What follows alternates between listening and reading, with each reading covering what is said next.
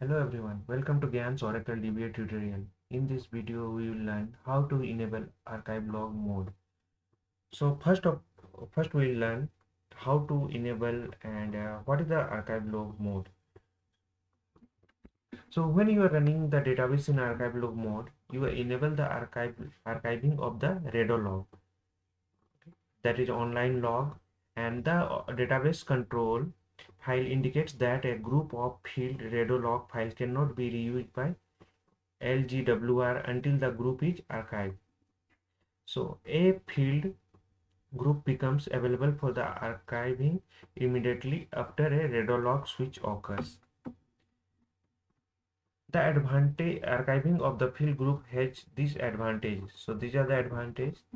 So a database backup together with the online and archive redo-log file guarantees that you can recover all committed transaction in the event of a operation system or disk failure. If anything goes wrong of your database, so you can recover the database easily. If you keep an archive log, you can use a backup taken while the database is open and normal system use. Means that we can take the online backup. So in later videos we'll learn how to take a RMAN backup and cold backup. And now you can keep a standby database current with the original database by continuously applying the original archive redo-log to the standby. So we can keep the database in standby also. An archive log mode is the mode that you can put the database in the creating and backup of all transactions that have occurred in database so that we can recover any point of time. So this is very helpful when you are doing the recover, so you will get the data in point in time recovery. It will help you. So that's why we should keep the archive log mode on. So archive log are the archived redo online logs file. In redo logs file are all changes that happen to your data. If your database is in archive log mode, then redo log can't be overwritten. There are archived in some other location. When they are full, redo and archive logs are used in various database recovery scenarios. So now we'll go in step by step to how to enable the archive log. So log into your Oracle and enter the following commands. So open into your database. So if your Oracle SID is not assigned, so you can assign through this command. And now you can log in with the SQL Server nolog, or you can directly log in with the SQL Server sqlplus/h sysdba. So let me log in. Nolog slash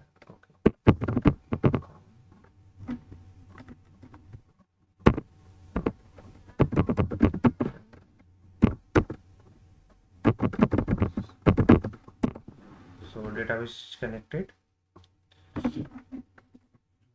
Now I'm going to check the archive log mode. So this is the command. With that we can check the archive log mode. So see properly, database archive log mode is no archive log mode and automatic archival is disabled. So our database is not in archive log mode. So next, so our archive log is disabled here. Let's follow the following command to enable the. So enable archive log mode, enter the following command. So I am going to shut down my database.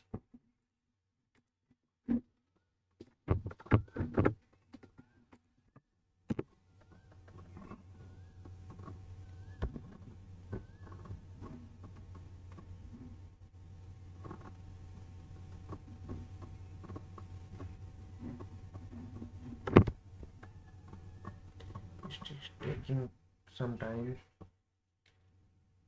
We should run the set immediate.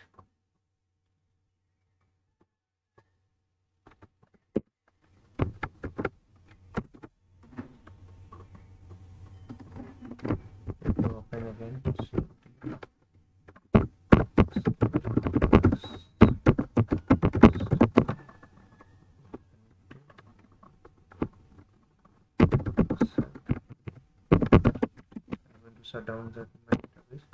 So database is already shut down in progress.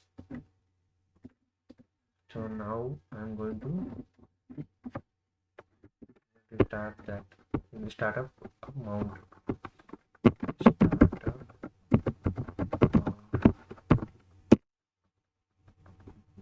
Okay. Shutting down in progress.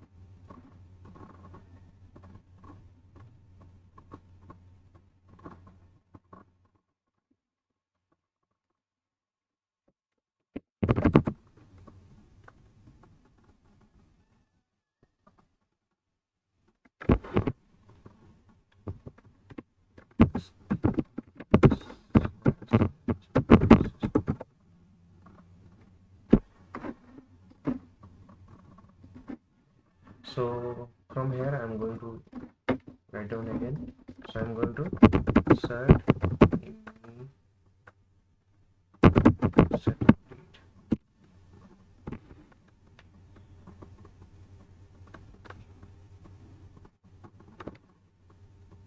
Okay, database is closed, database dismounted, Oracle instance shut down. So next is startup mount. So I'm going to start the Oracle database in the mount state. So start mount. So I'm getting the fixed size, variable size, Oracle buffer array, and database is mounted.